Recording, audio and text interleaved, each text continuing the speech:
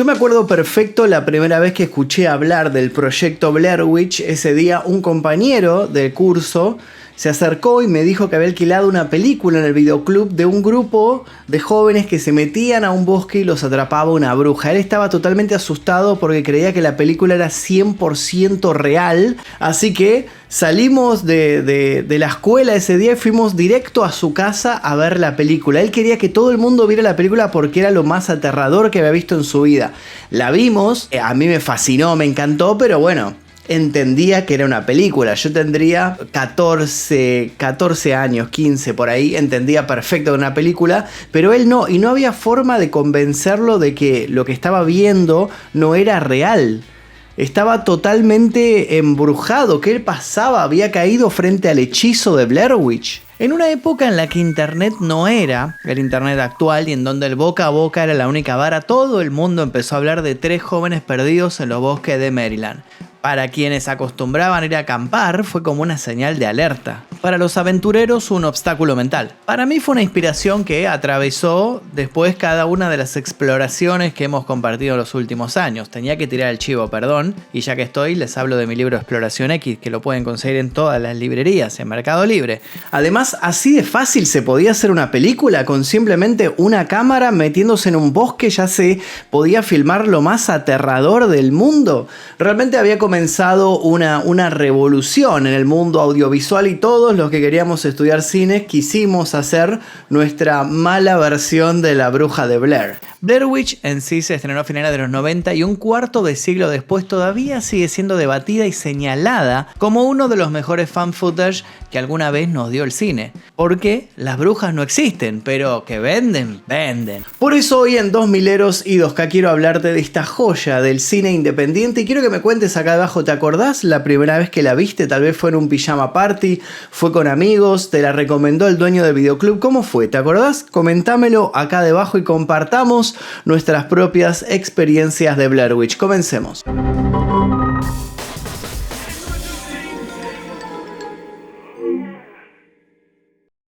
Desde el estreno de Blair Witch, la vida en los bosques no fue la misma. Todos soñamos con la bruja de Blair que se cobró la vida de 3 jóvenes documentalistas que decidieron investigar en Maryland una misteriosa leyenda. Ellos eran 3 estudiantes de cine. Tenemos a Heather, a Mike y a Josh que se adentran en los bosques de Burkittsville, cerca de Maryland, para filmar un documental sobre la legendaria bruja de Blair. Claro que cuanto más preguntan, más confusas son las respuestas y más extraño se vuelve todo. Todavía nos acordamos de esa respiración fuerte de cada uno de ellos ante una situación extraña, y ni hablar de esas tétricas figuras de madera con las que se iban cruzando. ¿Y qué me dicen de los gritos y de los mocos saliendo acá en primer plano de la nariz de Heather? Imágenes totalmente inolvidables. Con dirección a cargo de Daniel Myrick y Eduardo Sánchez, estuvo protagonizada por Heather Donahue, Michael C. Williams y Josh Leonard. Como verán, hasta mantuvieron sus nombres para los personajes que interpretaron, a partir de una loca idea que se le ocurrió a los jóvenes directores, que por años tuvieron este proyecto, el proyecto Blair Witch, guardado en un cajón mientras trabajaban en otras cosas. Así que nunca tiren nada, nunca descarten una idea, porque todo puede servir en algún momento, y ni hablar si además tiene el impacto que tuvo esta película. ¿Sabían que a pesar de que tuvo muy bajo costo de producción, el proyecto Blair Witch rompería los récords en la sala? Sí, como si nos tratáramos de ingenuos Hansel y Gretel. Todos los que transitamos los finales de los 90, principios del 2000, marchamos como zombies hasta la casa de esta bruja que se convertiría en todo un emblema. Aunque el concepto de fan footage puede adjudicarse a Blair Witch, tenemos que empezar aclarando que como subgénero nació muchos años antes. Se dice que la primera película que cae dentro de esta descripción, que es el fan footage, fue Holocausto Caníbal, del italiano Ruggero Deodato, que se estrenó en 1980, casi 2 décadas antes. Pero seamos justos,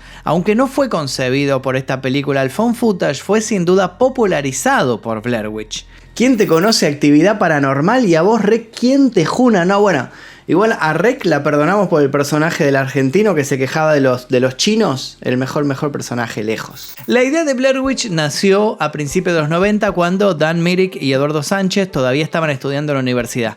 Para los dos era una época en la que no abundaban las buenas películas de terror y entonces como respuesta se les ocurrió hacer su propia historia con matices sobrenaturales. Se propusieron entonces hacer un falso documental. Así todo tuvieron que esperar bastante, porque los dos tuvieron proyectos en el medio que ocupaban su tiempo. Hasta se graduaron de la universidad antes de retomar esta película que originalmente se iba a llamar Goods Movie, o sea, las películas de los bosques. Súper original nombre, ¿eh? Para ese momento aparecieron los productores, junto con el diseñador de producción, Ben Rock, que fue clave para darle forma a esta historia. Junto con el dinero, obviamente, ¿no? Porque nada puede hacerse en esta vida si no tenemos dinero. Y así recaudaron $60.000 que en vez de destinar a un monoambiente en el centro de Capital Federal, el centro de Cava, usaron para apostar a su carrera y mal no le fue, la verdad. Pero digamos todo, hasta Eduardo Sánchez se encargó de reconocer que todo lo que podía ser el problema en un rodaje, particularmente en materia económica para ellos, era un beneficio. Como nadie era conocido, podían inventar cosas sin culpa y nadie se daba cuenta. Pero no nos adelantemos, estamos un poco acelerados porque antes de hablar de esto quiero hablar del cast, de los actores, 3 jóvenes actores que muchos pensaron por bastante tiempo que realmente se habían perdido en los bosques. Desde el minuto cero, Eduardo Sánchez y Dan Myrick lo tuvieron muy claro. Querían gente desconocida, pero que fuera muy natural al actuar, que no se notara que estaban siendo parte de una película. Esto iba a ser crucial para alimentar la idea del falso documental que habían ideado. Y para los productores se iban a convertir en la piedra angular de la mentira que engañó a todo el planeta. Así aparecieron, como mencionamos, Heather Donahue, Michael Williams y George Leonard, 3 jóvenes que no superaban los 25 años para cuando empezaron los rodajes, con un gran talento para la improvisación. Porque no les conté, pero prácticamente no hubo guión, tan solo un breve libreto descriptivo de 35 páginas. Los 3 aspirantes a estrella fueron trasladados a un bosque de Maryland y se sometieron a los terrores que se cruzaron por la cabeza de los directores, que jamás les dijeron qué les iban a hacer. Realmente no hubo demasiado trabajo de dirección al minuto a minuto en cada escena. Simplemente se encargaron de darles notas secretas a cada uno de los 3 actores con la estricta orden de no compartirlas con el resto. Entre 4 o 5 veces por día, de los 8 días que duró el rodaje, les acercaban trozos de papel con la misión que debían cumplir en esa jornada.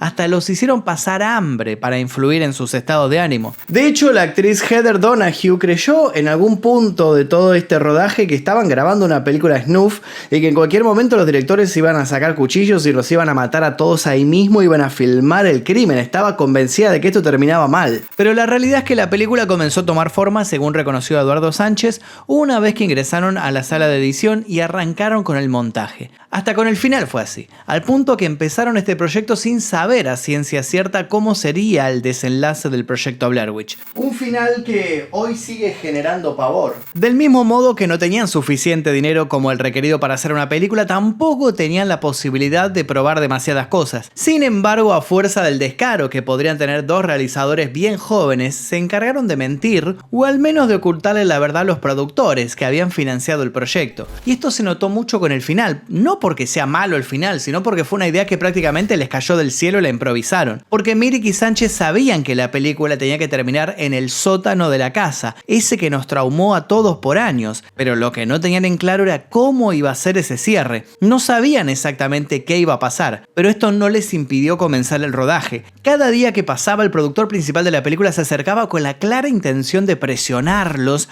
y de decirles cuántos días de filmación les quedaba por delante y que necesitaban saber cómo iba a ser el final, especialmente porque si implicaba la construcción de algún tipo de set, iban a necesitar tiempo para llevarlo a cabo. Por eso, desde el principio supieron que para hacer ese final iban a tener que diseñar uno que no requiriera ningún tipo de dirección de arte. Hoy es imposible pensar en un final que no incluya el rostro de Heather desconsolada y disculpándose con su familia mientras Mike mira la pared de la casa. Pero el film estuvo cerca de tener un final totalmente distinto, con Michael crucificado en un árbol, atado mediante lazos y con una herida en el pecho. Hasta se propusieron hacer algunos reshots de la idea que quedó descartada. Para cuando se les ocurrió la forma en la que querían ejecutar el cierre, comenzaron a pensar en forma de justificarlo en el resto de la película. Puedes dejar tu opinión sobre el final acá debajo si te gustó, si no te gustó, pero más allá de eso, yo creo que más allá del final y todo el desarrollo y todo, hubo un elemento clave que jugó muy a favor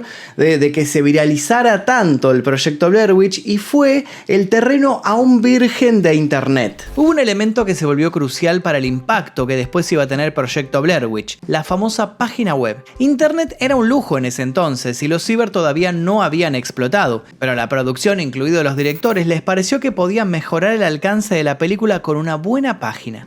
Y así fue como surgió BlairWitch.com, y Eduardo Sánchez, de los pocos con conocimiento digital, se encargó de llenar todo el contenido al sitio. Así le terminaría dando vida a un sitio que contaba con fotos de pertenencia de los jóvenes desaparecidos, afiches de personas perdidas y hasta una cronología que intentaba explicar qué había pasado con ellos. Hasta era posible tener acceso a material audiovisual de mala calidad supuestamente recuperado en el lugar de los hechos. El sitio web de Blair Witch fue clave para la estrategia de marketing que nos dio uno de los primeros virales de la historia y contribuyó significativamente a la ilusión de autenticidad que rodeaba la película. En BlairWitch.com podíamos encontrar mucha más información por fuera de lo que había pasado con Mike, con Heather y con Josh. Podía leerse la historia de la bruja de Blair, con relatos detallados de personas desaparecidas en el área de Burkittville, en Maryland. También había respaldo periodístico con supuestos recortes de diarios sobre la desaparición de personas en el área. Pero si algo contribuyó a la explosión del sitio fueron los foros. Eduardo Sánchez se encargó de sumar esta opción a la página web,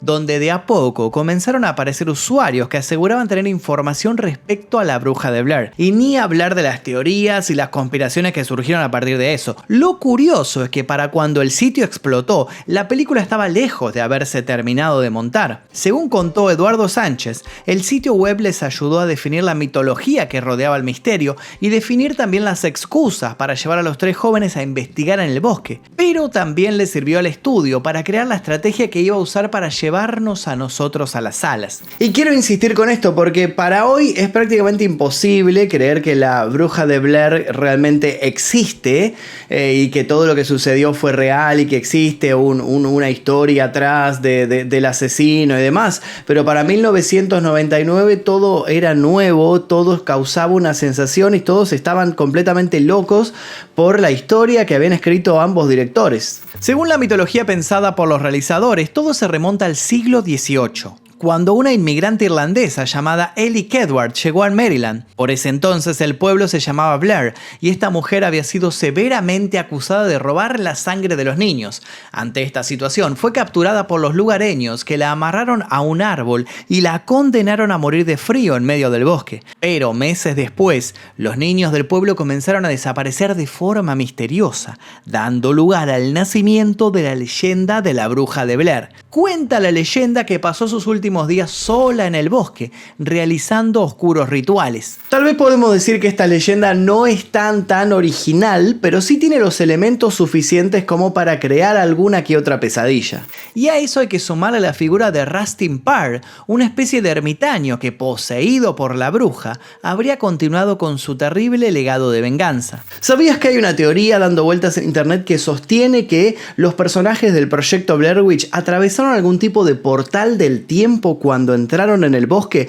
y que cuando llegan hasta la casa, cuando están en el sótano, en realidad están en 1940? Así es, porque según los creadores del proyecto Blair Witch, la mochila de Heather junto con las cintas, lo que habían grabado esos días que estuvieron perdidos, fueron encontrados en una excavación arqueológica en lo que serían los restos demolidos de la casa de Rustin Parr, este tipo asesino de niños que al parecer estaba poseído por la bruja, tenía cierta relación cercana con la bruja. Pero, según la historia y la mitología oficial, la casa de Rustin Parr junto con el tipo fue destruida por los padres del pueblo cuando descubrieron que era un asesino de niños. Precisamente prendieron fuego al lugar y no quedó nada. Entonces, si es que no quedó nada, ¿cómo puede ser que al final de la película Heather y sus compañeros se meten en la casa, la recorren y la casa está entera, está completa? ¿Cómo puede ser que ellos la vean y la perciban así? ¿Acaso la bruja de Blair los llevó por un portal? ¿Viajaron en el tiempo? ¿Están teniendo una alucinación? ¿Cuál puede ser la teoría o la verdadera solución de todo esto?